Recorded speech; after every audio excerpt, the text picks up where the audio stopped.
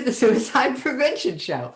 We are waking up the world with the power of positivity, making suicide, especially teen suicide, a thing of the past. And I am very happy that you are with me right now. This is going to be the most fun you can have with your clothes on because we're about to get naked. I know that sounded a little confusing, didn't it? We're about to go into the power of speaking naked with none other than Tyler Foley. And I'm trying to make sure that's not in the way. There we go, Tyler. So this is where we get to explore the true essence of what makes a difference. And so please help me welcome to the studio, Tyler Foley. Hi, Jackie, you got me? I got you. Yay, look at you. Poof, it's magic. Well, thank you for having me on. And I'm really looking forward to this conversation. I think it'll be fun, exciting, educating, illuminating, all those fun things. Well, there we go. We accent on fun. Accent on fun. So I know we already have a question. I'm going to ask him to pop it into the chat so that we can start rolling, and then we'll take some other questions at the end of the session. So sounds good. I love questions. So let's kick them off to start, right, and we'll finish strong with them to end. Well, then I'll tell you what, why don't we, let's see if Eve will get her question typed in. And if I don't see it come in, maybe we'll even let her talk. I don't know. Could be dicey. What do you think? Craziness, but I'm up for it. All right. So, hey, Eve, if you're there and you can unmute, you have to unmute yourself. I've given you the power. There you go. Hello. Hello, Eve. How are you? I'm okay. So you have your hand raised, Eve. What is your question? Oh, I didn't have. Oh, sorry. Was a mistake. Ah, there we go. Okay. So if you have a question, feel free to type it into the chat. Okay. Okay. Apologies. No worries. I'm just delighted that you're there. Okay, cool. Okay. It happens. We understand this. Oh boy, do we understand this. So let's go with when you're speaking, these things happen. I mean, somebody drops a platter of dishes, the microphones go out. These things happen when we're speaking. So is that part of what somebody has to be aware of if they're going to take the power? Well, and it's a very good point. And one of the reasons why I wrote the book was to encourage people and really to empower people to use their voice, especially this day and age.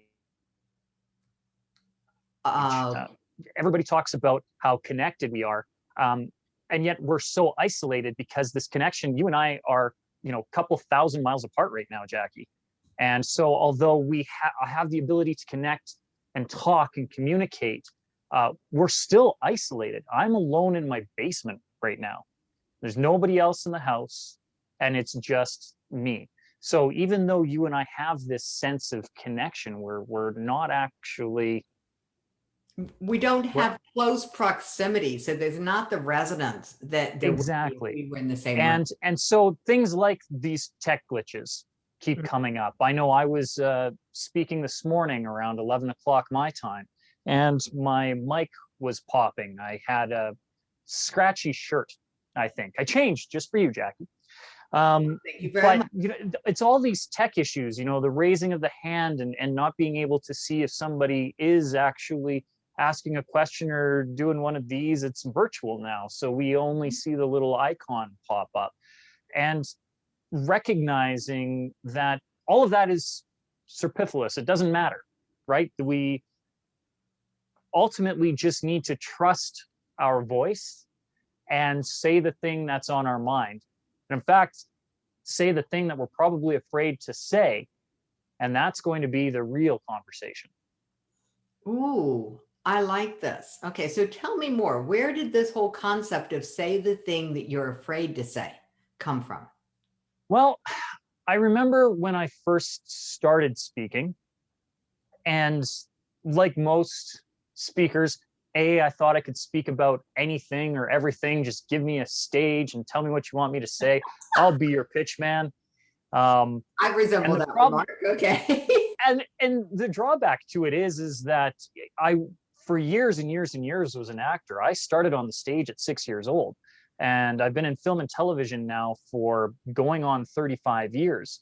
So I really, really did believe my own press that, yeah, just put me up on stage and I can say anything. The problem with that is, if you don't stand for something, you stand for nothing.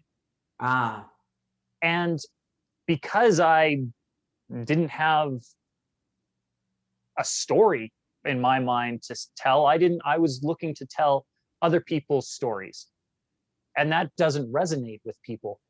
Really, the key is to say the things that terrify you here, because there's somebody else who needs to hear that message. And I know, especially on this platform with what we're talking about today, I have a concrete example of that, where a good friend of mine, two of them, we were all speaking at a summit together. And both my friend Jared and my friend Vanessa have struggled with mental health, depression, suicidal thoughts. Both of them had made multiple attempts on their lives at some point. And my friend Jared had, at that point, most recently, attempted about a year prior to him making the talk. And particularly in his case, Jared's case, he's a professional. He's a mortgage, or not a mortgage broker. He's insurance, and he's suit and tie guy with multiple clients, and he sells life insurance, and and he's here trying to take his own, and the mixed messaging of that, and he was terrified to say that out loud. Yeah. And he had an opportunity at a wonderful seminar that we both attended to have 6 minutes to talk about it, because he is a speaker. It's not that he wants to be, he is a speaker. He's an incredible orator and professional speaker, but at that point he hadn't gotten to it. And so he took his 6 minutes and he said it, and there wasn't a dry eye in the entire room. And a lot of people came up to him and said, how brave he was. And it was the opposite reaction of what he thought in his head would happen. Here I am, a professional, and if I start talking about my mental health and the things that I'm struggling with, people are going to view me poorly. Mm-hmm. And that's not the reality. The reality is we sympathize with people. We have empathy. We resonate with those, particularly if it's a story that is similar to ours. And so Vanessa reached out to him and said, I've had the same problem. And she started talking about her struggles. She has alopecia, so she's bald, and has been since, I believe, early teens, like 12, 13, 14, she lost her hair. Age. And that's right when you're a little girl in school, particularly going into junior high. That's a hard time to have a body image issue, let alone a medically complicated body image issue that then spirals itself. Mm-hmm. And so she started talking about what her struggles were. And this led to a series of talks that they both put on. And then we were at an event speaking up here in Canada called Life by Design. And Vanessa had her talk in the morning, and Jared was closing out the afternoon. And both of them really expanded on what led them to their thoughts, why they were approaching it the way that they were, why they wanted, what the struggle was, and the lack of support and all the things that went into it. But they talked about it. Mm-hmm. And they talked about it in a very raw way, in a very real way, and in a hopeful way. Look, I came out because of this. This is where I was. I am so thankful that it didn't work out the way that I wanted it to. And Jared's story is phenomenal. If you guys ever get a chance, his talk is called The 10-minute time machine, and oh, it just heart-wrenching. The fact of the matter is in that room, there was a wonderful woman. And her plan was she'd gotten this ticket for free from a friend. So she was going to go for the weekend because why not? One last thing to do. And then she was going to go home that Sunday night and she was going to kill herself. That was her plan. And that was her plan for a month. She had everything set out. She had mechanisms arranged. She knew what she was doing. It was down to the minute. And then she heard Vanessa talk and something triggered in her. Then she heard Jared talk and she understood that there is divinity. And this was her last chance to make a change. And so she reached out to them after their talks, talked to them privately, and they said, well, what can we do? How can we support you? And everybody stayed in touch and kept going. And then a year later, she came and talked about what had happened the year before and the difference that had made. Guess what? 4 people in the audience had similar issues going on, one of them with a concrete plan that was going to take place next week. They were kind of at the event seeing if something would change, and guess what happened? Something changed. And it was because it was a ripple effect. Jared got brave because he was given the opportunity, and it was the thing that was most real and raw to him, because at that point, when he first did his 6-minute talk, we were less than a year out from his attempt. Yeah. That gave Vanessa the courage to have her talk, which gave Charlene the courage to have her talk, which gave another couple of people, and now we're 7 out, because one person had the ability to say, this is how I feel, this is what I'm struggling with. The power to speak naked is not imagining your audience naked or imagining yourself naked or running out and doing whatever. What it is finding the naked truth. What is the reality? Strip everything away and say the thing that you're afraid to say, because 9 times out of 10, the thing you're afraid to say is what your audience needs to hear. And you don't know who your audience is until you start broadcasting that message. Oh, boom. That's a powerful statement that I think more people need to hear, because so many people struggle with what is my topic? And then who is my audience for this? What is my niche? Who is my ideal client? Who's my tribe? And the prevailing sense is that you're supposed to be able to figure this out. And you can't figure it out here. I mean, No. I had no clue who the audience was going to be for this show. I just had to start this show. I mean, it was like, it didn't matter who it was for. I didn't have to figure that out. I just had to do the what. What I didn't know is that the audience would find me. Yeah. So, and I wish I had known you back when I started this. Yeah. Jackie, I love that you and I get to hang out every month the way that we do already, but you're right. I've resonated with you for over a year now, and it feels like I've known you all my life, but I do wish that you and I could have known each other considerably longer. I do enjoy every time we get together. Oh, thank you. I as well. Tyler, where did this all come from for you? This concept of it's the naked truth that the world needs to hear.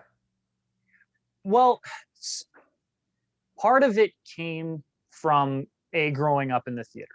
So as an actor, especially being exposed to the arts as young as I was, I didn't know any better.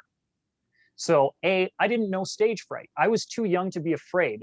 Anybody who's had a young child, 3, 4, 5, 6, that the most terrifying place on the planet is either your home or the playground, because they're going to find the highest thing and jump off of it, because that's what kids do, because they have no fear. They have no concept of the cause and effect. Yeah. And I jump, I could hurt myself.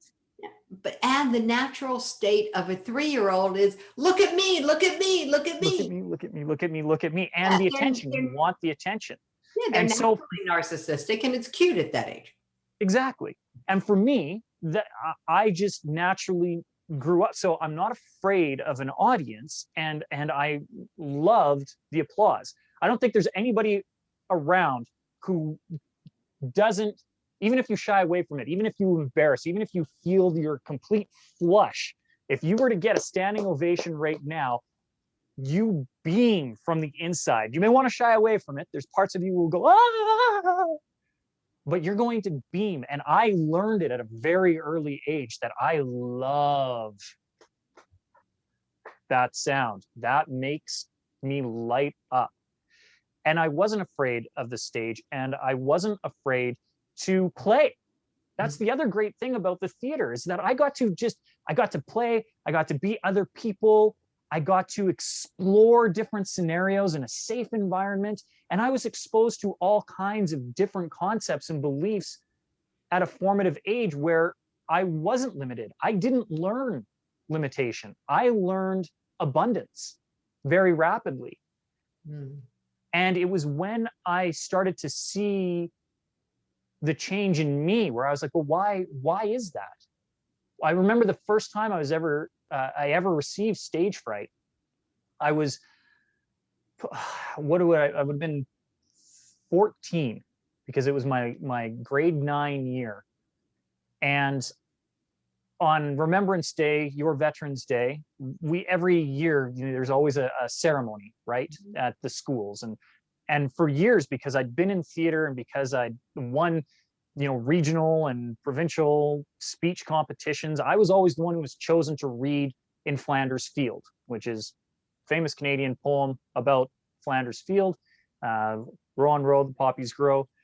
And because of that, I just did it, right? I think I memorized that poem when I was in the 5th grade. Yeah. And maybe even the 4th. So come the 9th grade, 14 years old, I'm about to give this speech. And the assembly in the gym had rows and rows, probably, I don't know, 100, 200 people in it. Small beans for me at the time. But as I was prepping to give the speech and recite the poem, they wheeled in this veteran. And this veteran, I don't know if he was a World War I or World War II veteran, but just based on his age, he was probably one of the last surviving World War I veterans. He was old, and grizzled and mean and sharp looking. And I remember his eyes, they were the most crystal blue. Everything about him seemed frail, but you could see that he still knew what was going on here. He was bright and alive. And even though he was in this wheelchair, he had this walking cane. And I'll never forget it, that he had this cane with him, because as they wheeled him up and they kind of got him settled, he sat down on this cane and he leaned forward like this, and his eyes just glared into me. Ooh. And it was almost subconsciously, I could hear what I thought was his thoughts. And it was one of those, you have no idea what you're talking about. You weren't there.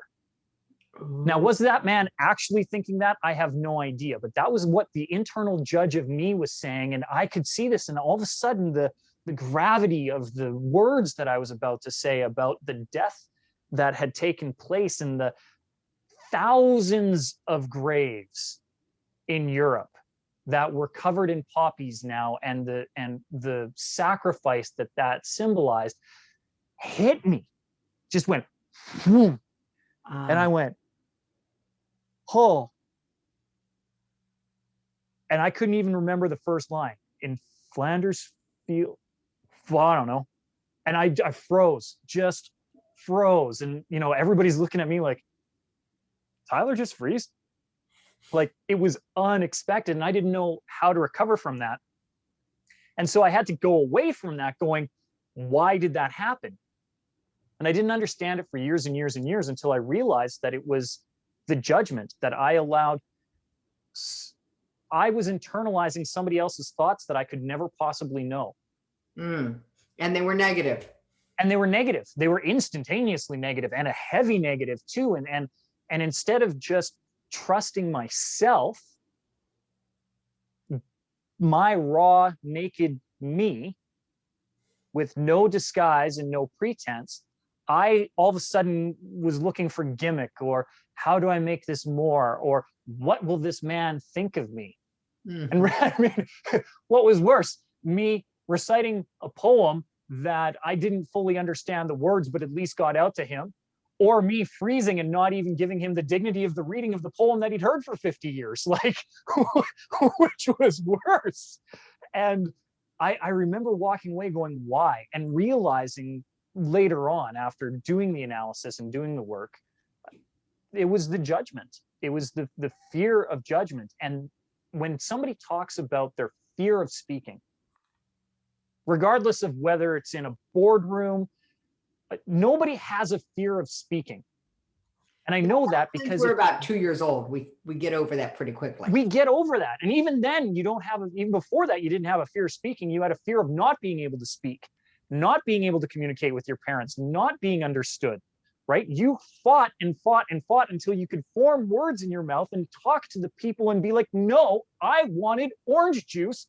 Quit giving me the milk. It's what I asked for. It's what I've always wanted. And we have no problem speaking. But when somebody talks about public speaking, which by the way, we do every day too. If you are talking to your friend at the mall, you are in public and speaking, ergo public speaking. Yes. We all do it, but where people actually have a fear of, they don't fear public speaking. What they fear is the judgment of the words they're about to say, which circles us back to the thing you need to say is the thing you're afraid to say. Because the reason you're afraid to say it is not because it's taboo. It's not because it's evil or bad or whatever thing you're saying inside your head.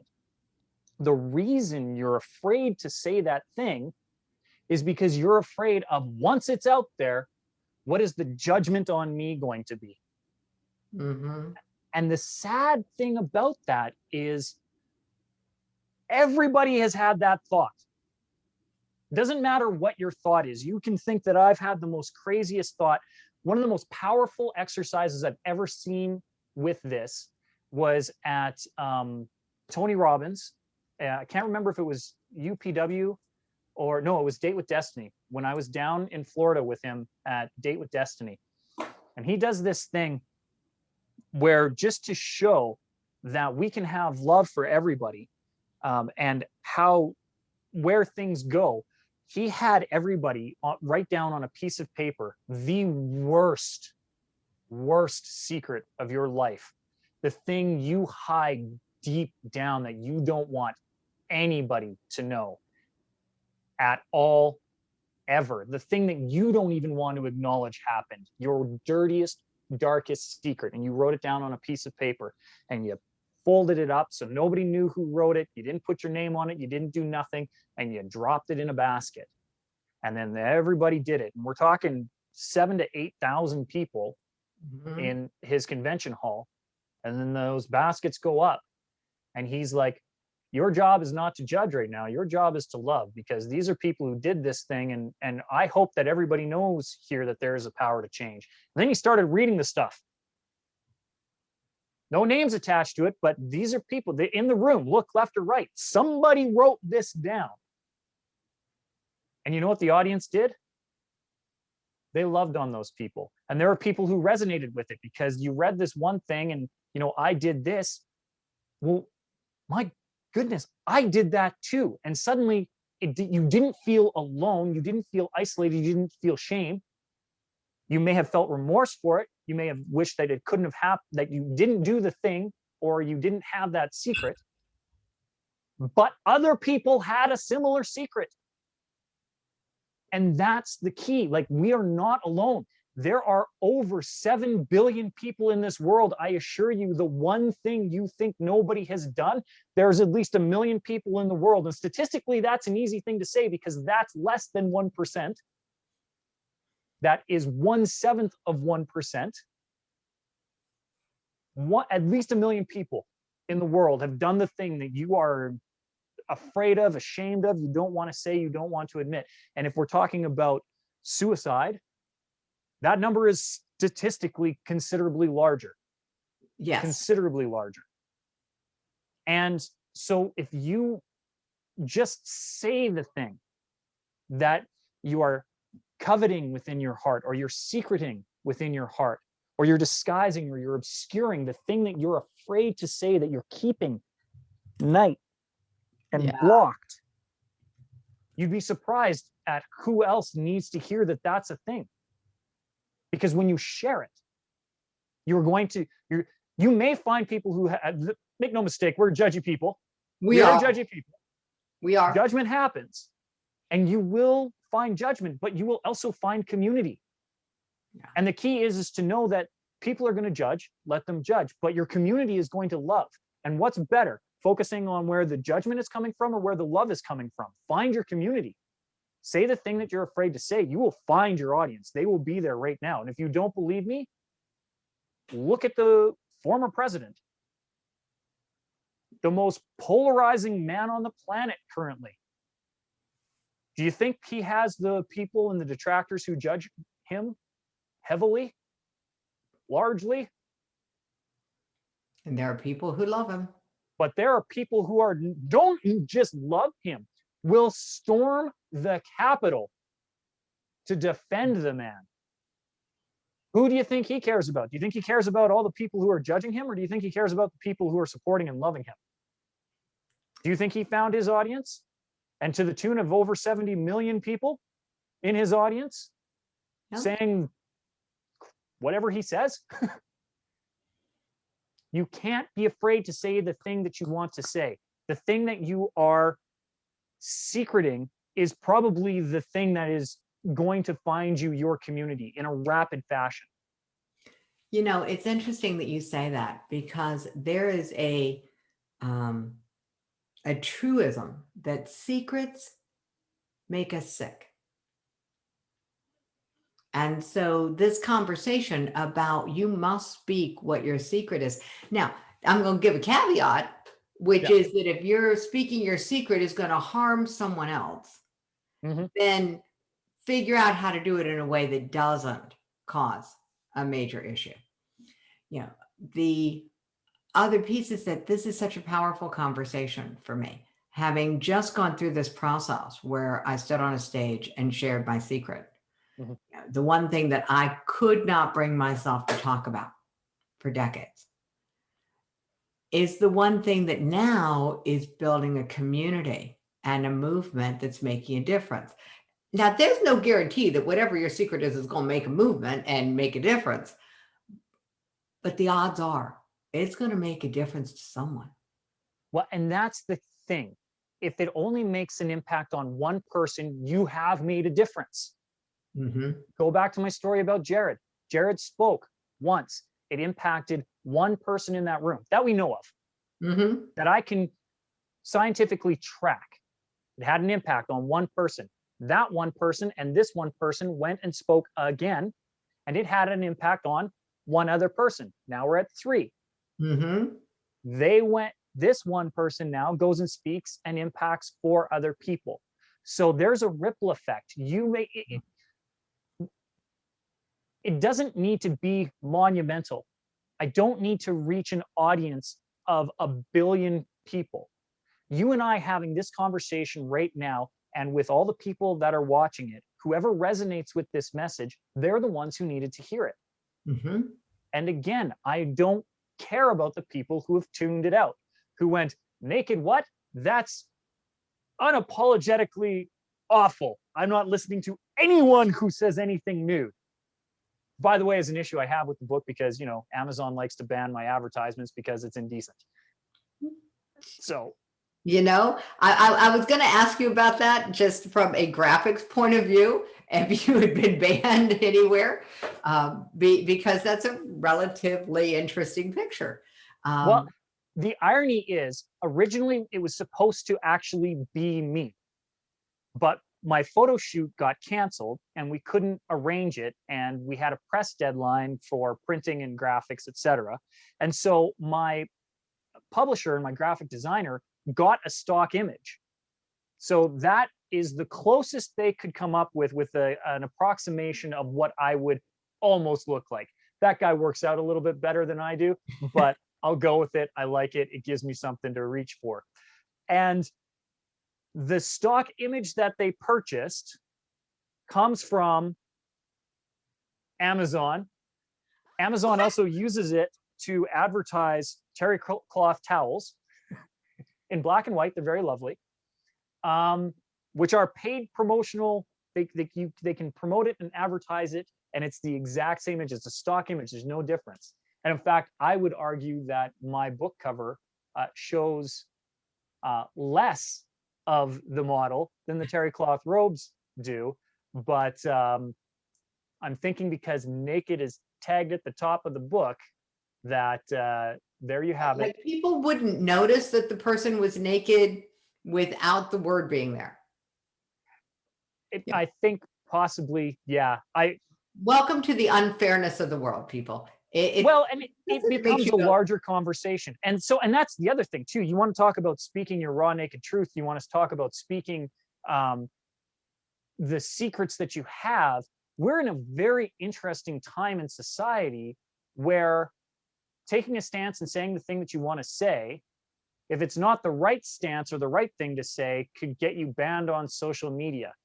And it's weird because, again, I'm in a different country and we have different thoughts on freedom of speech, although similar and aligned views. We are in Canada different than the United States, and are different than Britain, and are different than Australia, and are different than India and Germany and everywhere else. Every region has its own thing. And even in where I am, in my province in Alberta, we have different views than the other provinces in my country. Same in the States, right? States are regional and whatever. Yeah. But right now, it's such an interesting time where we value this freedom of speech, regardless of your society. Somewhere there is I have this power. I can say the thing that I want. That should be an intrinsic right. In my Charter of Rights and Freedoms, in my Bill of Rights, whatever you want, I should have this ability to say the thing that's on my mind. And we all go, yes, yes, oh, yes, no, that makes sense. And then you have the other argument where, yes, but you don't have the ability to oppress me with those words or harm me with those words. And I go, okay, no, no, you're right. I get that. I get that. But whose responsibility is it to censor said words? I have the ability to say whatever I want in my raw, naked truth. You have the ability to hear my message and resonate with it or not. Whose responsibility is it? And for me, I say it's everyone's. I think we can self-censor. Yeah, it's really this is a big conversation, because we do self-censor, and not always for the common good or even for our own good. My concern is that self-censorship has moved now into platforms where now you have very large and commonly used platforms where this is where I express myself, and now you have somebody else making a decision on who can and cannot hear that, instead of the people themselves making that conversation. And so again, it's a much further and deeper go, but so I'm a speaker and an author, and I have the show. I have reasons to understand one piece of this, so I'm going to ask.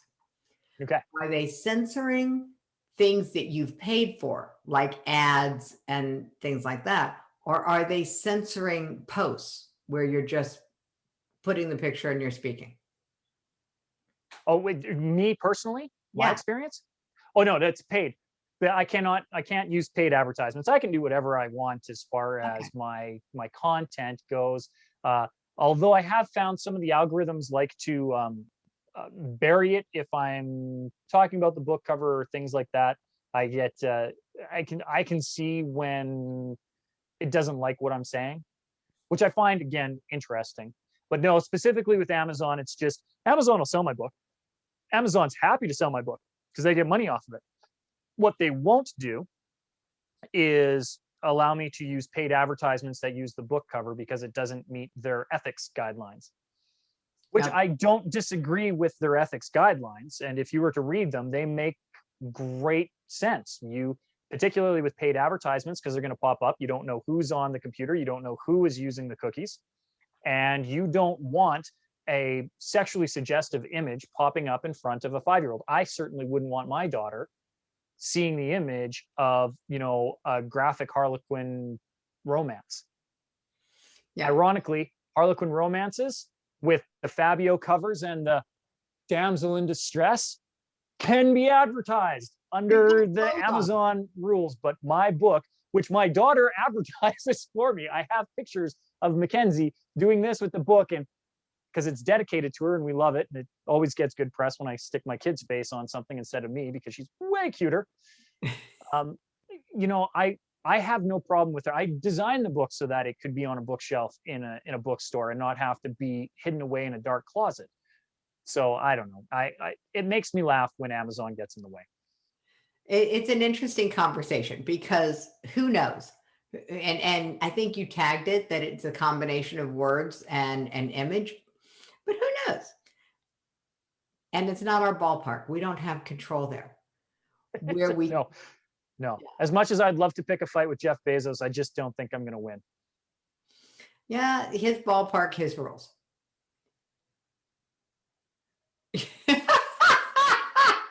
I have no idea what you just said, and that might be a good thing, but feel free. Yeah, what's the thing you're afraid to say? Come on. Yeah. Yes. Very large would have been that thing. I was just giving Very it gravitas. There we go. All right, very large.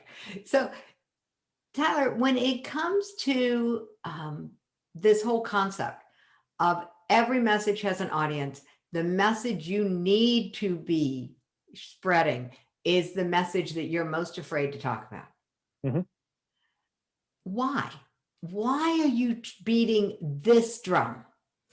Well, it's not necessarily a drum that I beat, but when we were talking about trying to find your ideal audience, right? And this is, I'm going to pull a whole bunch of different stuff right now. So just, I'm warning everybody out there, including Jackie, we're about to go on a bit of a train ride, and I'll try to keep it under 5 minutes. There we go. There is a very well documented series of studies now that have developed into a practice called heart math. And it studies the electromagnetic resonance of the mind and the heart, the gut, the internal workings of our body. And the heart, the reason we can go on an EKG and see our heartbeat is because our heart has a magnetic field around it because it is run by electrical impulses that our body generates. We are conductors. We are 70% water, whole bunch of different studies. The key to know is that when your heart and your mind are in alignment, that the electromagnetic field of your heart expands and grows. And they can actually they've done dozens of independent studies on this, where if you and I work together and I get my mind and my heart in alignment, they can measure that field. And where it's normally, 3 to 4 inches outside of your body, a field outside of your body that is possibly slightly visible. Some people call it an aura, some people call it electromagnetism. You call it whatever you want, but we all have an energy field about us. That energy field, when your heart and your mind are in a line, measurably by science expands 3 to 4 times. Wow. And just like batteries in a sequence, if you take 2, 3, 4, 5, 6, 600 human beings, and we all get our head and our heart in alignment, and we all expand our energy field, it's not 1 + 1 = 2, it's 1 + 1 = 100. Because it's like a power grid in sequence, all of a sudden you can power a city instead of just powering a room. So the reason I say that what you have in here that's tucked away, as you said, secrets are a cancer within our body. And in fact, there has been some studies to show that when we really do hold on to some of these things and internalize them, they actually do metastasize into cancer. Yeah. They keep us sick. They keep us sick. Secrets keep us sick, as you had said. Mhm. And so when I'm harboring something and I'm internalizing it and I'm not letting it out, I'm doing damage to myself. But worse, because I'm keeping it in, I'm doing damage to others in both sides of the spectrum. So for every action, there's an equal and opposite reaction. The Mhm. equal reaction to me harboring something and keeping in a secret is that I am less authentically me. I'm going to usually have that manifest in anger, frustration, depression. I am therefore not bringing my best self forward to the people that I regularly interact with. The two most important in my life are my wife and my daughter. If I'm not sharing myself authentically, I am not showing up to the best of my ability for my family, which is creating harm to them. Furthermore, that's the equal reaction. The opposite reaction of that is if I'm not sharing that message with the people who need to hear it, who need to resonate it. If Jared hadn't said the thing, Vanessa may not have stood up to speak. Neither one of them would have had the opportunity to speak in Invermere. One person would have taken their life, very likely. Mhm. Because that one person took their life, 4 others would have made an attempt a year later. And I don't know what the ripple down the road is. Yeah. By taking the time to share my message, by freeing my heart, by getting my mind and my heart into alignment and sharing and expanding myself energetically, and then connecting with other people whose energies are aligned and finding that tribe, finding that group, finding my support, finding my love. Now I have a support group, Mhm. whether that's people that I'm leading or people who are standing beside me or people who I am following. I now have alignment. I have direction. I have purpose. Now, all of a sudden, I am showing up better in my life. That means that my wife and my daughter get the best of me, which means I can support them so that they can be the best of them. And now I have a ripple going out, my opposite effect. If I Mhm. don't share that message, if I don't find my alignment, none of that happens. So it's not only harmful to me, but it's harmful to everyone else. You have a message to get out, Jackie. You've had a thing, you've got your TEDx, you've got your red dot. You are making an impact because you found the thing that you needed to say. And as you had pointed out, it's the thing you were really afraid to share. But as Oh, soon as wow. you did, look at the good that has come of it. And there is so many more people out there with a message. And it's usually the one who's sitting in the corner going, it doesn't matter. What I have to say doesn't matter. This, who am I? I'm nobody. Mhm. And the problem is, there are millions of people who feel that way. So if you have the one person who stands up and says, I feel strongly this way, somebody else hears that proclamation and they go, I felt that way too. And I am so glad to hear that I'm not alone. What is the greatest feeling in the world is knowing you're not alone. It is. It is. It is part of the sense of being safe in the world, is knowing that you're connected with other people, that you're part of a community. It's a basic human need to feel connected.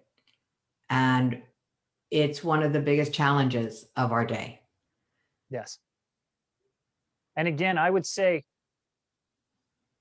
I think one of the biggest struggles, and I said it right off the top, is right now we're all connected, Mhm.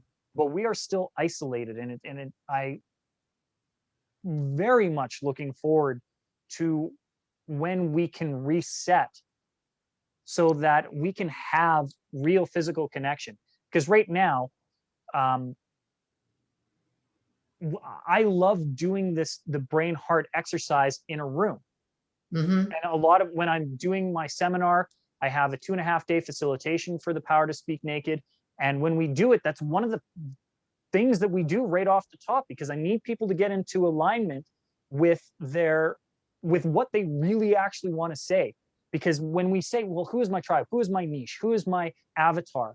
I'll tell people you right now, if you are one of those people who are going, I don't know who my avatar is, I will tell you right now, your avatar is you 3 to 5 years ago. Mm-hmm. Don't try to look beyond that. You may have this widget or this book or this course or this thing that solves world hunger or peace. You want to know who you're marketing to? You 3 to 5 years ago. Because you didn't have the answers 3 to 5 years ago that you do now. Bam. And the key to getting those people to come to you is, what is the thing that you were afraid to say 3 to 5 years ago that you didn't want anybody to know, that you finally reached out for help for? You got the help, you found the path, you followed a Sherpa up the mountain, and now you've planted your flag at the top, and now you just need to bring other people up to see the view. But the only way to have them see the view is be like, hey, I lived in that valley too. Mm-hmm. And if you're afraid to say that I lived in the valley, you'll never help a single soul. I think you've hit upon something really, really key. And so there are two things I want to discuss really quickly. One is the heart math and this visualization that you do with everybody in the room to get them into alignment. And is it something that we can do? Yes, not effectively right here on this this call in the time that we have, but I know when you were speaking earlier, you guys were talking about finding the quiet time, taking the self-love, right? Mm-hmm. A lot of times the things that we're doing for self-love, what I want everybody to do, and I learned this from a really fine gentleman, Shazad. Right now, I want you to just take a moment, and I'm not going to try and get you to meditate or nothing, but what I would want you to do is I want you to place 2 fingers together like this. Mm-hmm. Okay. Now I want you to rub your fingers ever so gently. And I want you to see if you can feel the ridges. Concentrate on feeling the ridges of your finger, so that you're conscious of every ripple, every bit of your fingerprint on both fingers. How does it feel as your finger touches your thumb? How does it feel as your thumb touches your finger? Now take a deep breath in. And as you breathe in, I want you to concentrate and breathe out on the temperature of your breath going in your nose. What's the temperature as it comes out? Now just take a moment and I want you to think, how does your body feel right now? Just in doing that, how does your body feel? Taking a couple of moments just to do that will put you into a quick alignment. Now there's more that needs to do that, because now we have to start connecting. What does our heart know? What does our brain know? Mm-hmm. But I bet you we can do this, because this will be a fun exercise, because you and I, Jackie, can't see the rest of the audience. But I'll be curious to know what pops up in the screen if we have people who can type in the chat. Mm-hmm. So I can't see where you are in your room. You can't see me in my room. We have no geographic information right now. Mm-hmm. Yep. Right? I want everybody, even though you're not on camera, please participate in this. It's super fun. I promise you, ready? Wherever you are right now, I want you to point to wherever north is. Everybody right now, 1, 2, 3, point north. If you don't know, take a guess. Okay? Now, where is east? Point to east. Point to west. Point south. Point north again. Point south again. Point east again. Point west again. Point to yourself. Keep your hands exactly where they are. Don't move. Are you pointing closer to your heart or to your head? Jackie, I can see you. You're pointing to your heart. Your fingers are down. You're going this way. I did this. I guarantee you 90, 95% did this or this. There you go. See? Where are we pointing? We're pointing to our hearts. Why? Because that's me. Because our self is not in here. This is not where we identify with us as human beings, as individuals. This is where we resonate. And because this is where we resonate, this is where we point to, because this is where our self is. So if you want to know if this is a true thing, if what you're about to say is the real thing that needs to be said, this will never do you any good. You need to know here that that's the thing that needs to be said, because this is who you are. And you just proved it inherently, because this is where you pointed to yourself, not here. Nobody, when I do this exercise, goes east, west, here is me. They all do this, they do this, they do this. These are the signs, because we're pointing to where we know we live. Here is ourself. Here is ourself. What a great exercise. That was lovely. Thank you so much, Tyler. That was great. Oh, now, before I forget, all right, so you're going to have to chat about this for just a minute. We're going to take the time. Mind. It's the audience analysis checklist. So every talk has an ideal audience. Let's find yours. Great tagline, by the way. So what is the value for someone going through this exercise to figure out who their ideal audience is? So the audience analysis checklist is a great thing if you have your talk prepped. And I'm going to throw up some extra bonuses on there where I just have my team working on it right now. So anybody who goes there, you'll get the audience analysis checklist and then a couple other bonuses, because if you don't know what your ideal audience is, we need to find it out. That will help tailor your message. And then once you have your message tailored, and know who you are and what you want to present, no two audiences are the same. So you need to figure out how to tailor your message for your audience. And what the evaluation tool does is allows you to very quickly assess who are you going to be speaking to and what you need to do to make sure that your message resonates with your audience and delivers the impact that you need to do, whether it's for the promoter that you're working for, or whether it's your wife or husband or I was going to say, this is not just for speakers, people. This is not just for speakers. Communication. Yeah. So who am I trying to deliver this talk to? For me, if I'm trying to deliver it to my 5-year-old, what is the language that I need to use? What are the takeaways that we need to take? And really, as weird as it is, it's a fun exercise to do. The next time you have a thing you need to talk to your spouse about, run the audience analysis and see how you need to tailor your message so that it is heard the way that it is. Cool. What a great and amazing gift. Tyler, this has been a lot of fun because we covered a lot of ground. You mentioned some other resources, and I just want to pull them up. You said to listen to Jared's talk, the 10-minute time machine. What's Jared Morrison, 10-minute time machine. I don't know if it's online or not. It should be. Okay. If it's not, Jared Morrison, I think his Instagram is probably Jared Speaks, I think, or Jared Talks, or Jared Writes. But Jared Morrison, 10-minute time machine. I'm sure I have a copy of it. So worst case scenario, I can always give him a call and see if I can distribute it out to you to distribute to everybody. It is phenomenal. 50-minute discussion on the greatest gift he ever received, and that was his life back. Yeah.